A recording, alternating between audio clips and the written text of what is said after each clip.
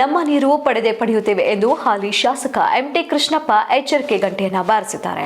ಇದೇ ತಿಂಗಳು 7ನೇ ಮತ್ತು 8ನೇ ತಾರೀಕಿನಂದು ಹೇಮಾವತಿ ಎಕ್ಸ್‌ಪ್ರೆಸ್ ಕೆನಾಲ್ ಯೋಜನೆ ವಿರೋಧಿಸಿ ಬೃಹತ್ ಪ್ರತಿಭಟನಾ ಪಾದಯಾತ್ರೆ ನಡೆಯಲಿದ್ದು, ರೈತ ವಿರೋಧಿ ಕಾಂಗ್ರೆಸ್ ಸರ್ಕಾರದ ವಿರುದ್ಧ ಹೋರಾಟಕ್ಕೆ ಬಿಜೆಪಿ ಮತ್ತು ಜೆಡಿಎಸ್ ಎನ್ಡಿಎ ಪಕ್ಷದಿಂದ ಜೊತೆಗೆ ಜಾತ್ಯತೀತವಾಗಿ ಎಲ್ಲ ಪಕ್ಷದ ಕಾರ್ಯಕರ್ತರುಗಳಿಗೆ ಮತ್ತು ರೈತರಿಗೆ ಬೃಹತ್ ಪ್ರತಿಭಟನೆ ಪಾದಯಾತ್ರೆಗೆ ಭಾಗವಹಿಸಲು ಹಾಲಿ ಶಾಸಕರಾದ ಎಂಟಿ ಕೃಷ್ಣಪ್ಪ ಮತ್ತು ಮಾಜಿ ಶಾಸಕರಾದ ಮಸಾಲಾ ಜಯರಾಮ್ ಕರೆ ನೀಡಿದ್ದಾರೆ.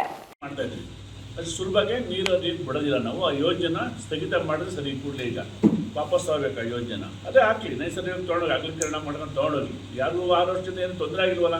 ತೊಂದರೆ ಏನಾಗಿದ್ರೆ ಕುಡಿಯೋ ನೀರಿಗೆ ಕುಡಿಗಲ್ಗೋ ಇಲ್ಲಿ ಬೇರೆಯವ್ರಿಗೆ ತೊಂದರೆ ಆಗಿದ್ರೆ ಪೈಪ್ ಮುಖಾಂತರ ತೊಗೊಂಡೋಗ್ಬೋದು. ಯಾವುದೇ ಕಾರಣಕ್ಕೂ ನಾವು ಇರ್ತಕ್ಕಂಥ ತುಮಕೂರು ಜಿಲ್ಲೆಯ ರೈತರ ಹಿತ ಕಾಪಾಡೋಕ್ಕಿದ್ದೀವಿ. ತುರುವೇಕೆರೆ ಕ್ಷೇತ್ರದ ಜನತೆ ಹಿತ ಕಾಪಾಡೋಕ್ಕಿದ್ದೀವಿ. ನಾವು ಅದಕ್ಕೆ ಇಷ್ಟಪಡೋದ್ರಲ್ಲಿ ಹೋರಾಟ ಮಾಡ್ತೀವಿ.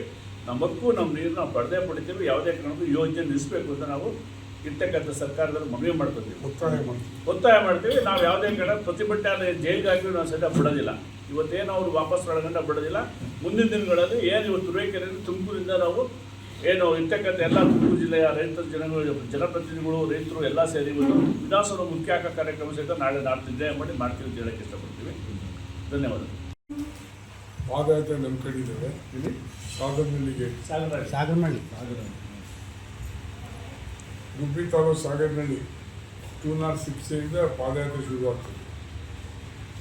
7, 8 ನಾವು ಪಾದಯಾತ್ರೆ ಮಾಡ್ತೀವಿ. 8ನೇ ತಾರೀಕು ಬೇಗ ಹೋಗಿ ತಲುಪ್ತೀವಿ. ಅಲ್ಲಿಂದ ಅಲ್ಲಿ DCR ನಲ್ಲಿ ಕೂಡ್ತೀವಿ. ಹಾಗಾಗಿ ಇದು ಕಾಂಗ್ರೆಸ್ ಸರ್ಕಾರ ರೈತ ವಿರೋಧಿ, ತುಮಕೂರು ಜಿಲ್ಲೆಯ ರೈತ ವಿರೋಧಿ ತೀರ್ಮಾನ ಮಾಡಿದ್ದಾರೆ. ಇಷ್ಟೇ ಸರಿ ನಾವು ಸುಮಾರು 6-7 ತಿಂಗಳಿಂದ ಸಹ ನಾವು ಜಯರಾಮ್ ಎಲ್ಲ ಸೇರಿ ಹೋರಾಟ ಮಾಡಿ ಪೈಪ್ಲೈನ್ ನಿಲ್ಲಿಸಿದ್ವಿ. ಅದು ಪೈಪ್ಲೈನ್ ತಂದು ಹಾಕ್ತಾವ್ರೆ. ಈಗ ಅದು ಖಂಡನೀಯ. ರೈತರಿಗೆ, ತುಮಕೂರು ಜಿಲ್ಲೆಯ ರೈತರಿಗೆ ಇದರಿಂದ ತುಂಬ ಅನ್ಯಾಯ ಆಗ್ತದೆ, ಮೋಸ ಆಗ್ತದೆ.